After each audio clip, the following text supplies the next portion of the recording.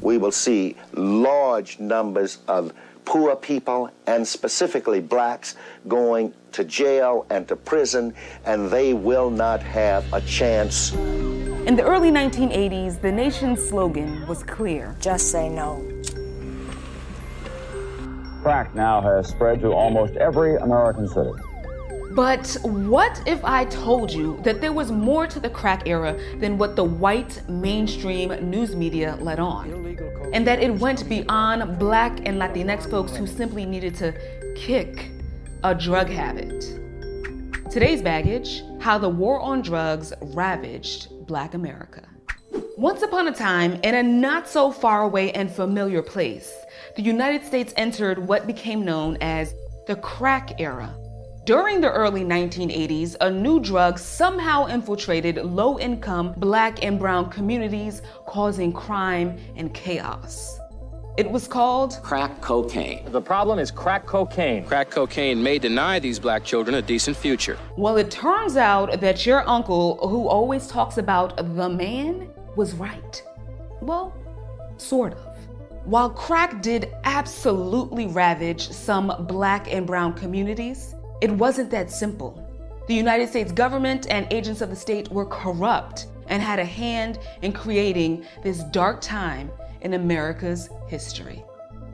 Misinformation about crack cocaine and its users flooded airwaves and proved to be just as dangerous as the substance itself. Decades after the crack era has come and gone, its impact lives on. But before we fall any deeper into this rabbit hole, let's take it back to the beginning of this war on drugs, which is often dubbed America's longest war in history. Please search warrant! The federal government first banned the recreational use of a substance, opium, in the early 1900s. Then came the Prohibition era, which focused on alcohol. Shortly after, the feds began to track and vilify people who struggled with addiction, especially if they were Black. Fast forward to 1971, when Richard Nixon declared war. America's public enemy number one is drug abuse. 2 presidents later, Ronald Reagan not only carried on, but weaponized this anti-drug stance. Drugs are menacing our society. Though Reagan was the first president who promised to make America great again. But rather, he made things worse for low-income communities. In fact, at the time, the poverty rate grew faster in the first 3 years of Reagan's presidency than in any other time since the 1950s. Meanwhile, in another part of the world, the United States was funding an illegal war in Nicaragua, and drug smugglers were sending cocaine to the US on US planes. Somehow, the United States officials had no clue.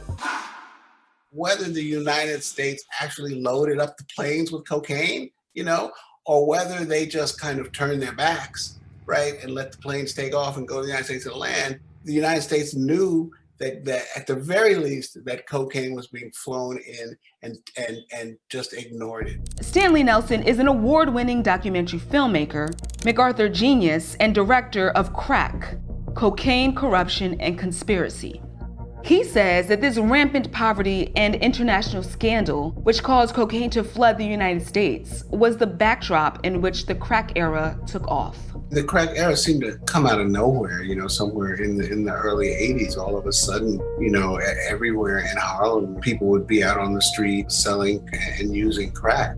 Not only in Harlem, I remember, I was walking across 42nd Street and people were in doorways smoking crack. In his film, Nelson walks viewers through various phases of the crack epidemic. At first, we saw it in the African-American Latinx communities. Then, we're like, oh my God, there's an epidemic. The politicians weren't talking about it. The media wasn't talking about it. The police were not stopping it. That's a big part of it. Some dirty cops took money from drug dealers, or they took drug money themselves. What would you steal? Money and drugs and guns, whatever was it. And somehow this fact was left out of the media. Wonder why?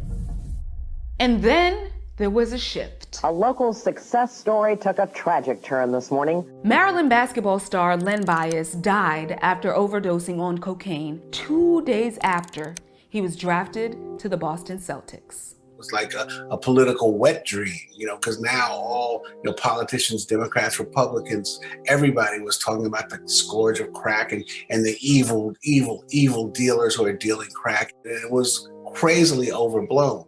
And from the era emerged some dangerous myths about Black people.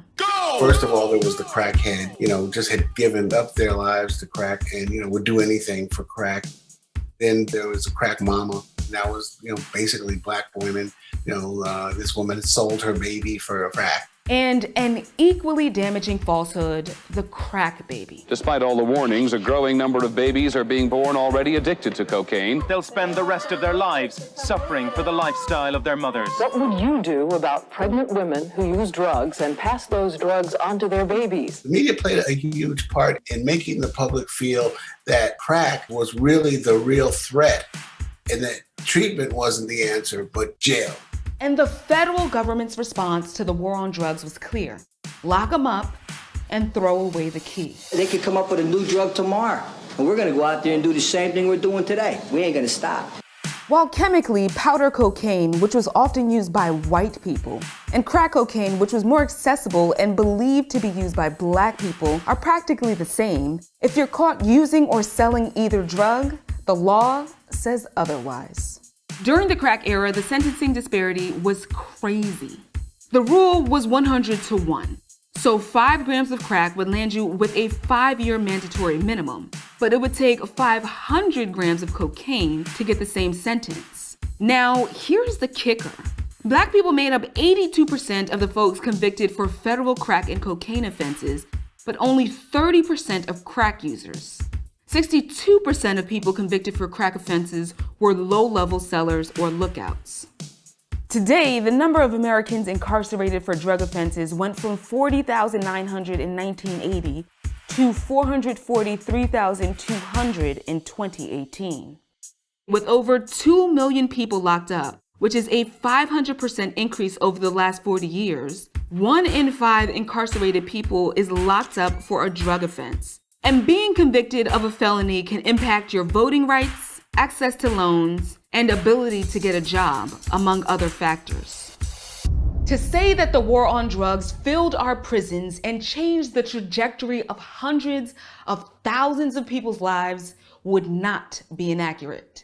And Nelson reminds us that the war on drugs also changed the way that we look at policing. The war on drugs was part of the fuel for local police to become militarized. And that's what we saw, over and over again in Ferguson and with the George Floyd protests, cops with body armor, and looking like something out of Star Wars. So that becomes part of our lives now.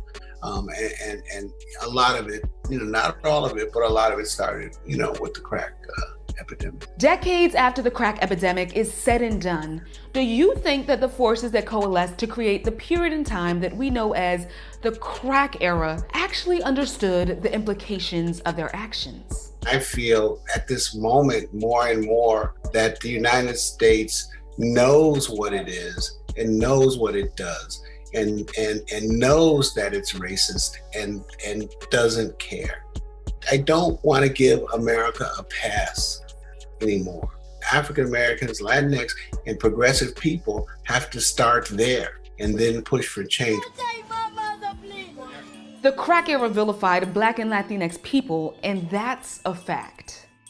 During this period in time, there was no solution other than jail.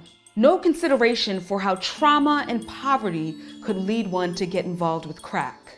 No treatment for those who suffered from addiction. No discussion of a public health crisis, and certainly no empathy. While others may not remember this bleak period in time, we do. And Black America will never be the same. In today's edition of PETV News, we'll explore the devastating effects drug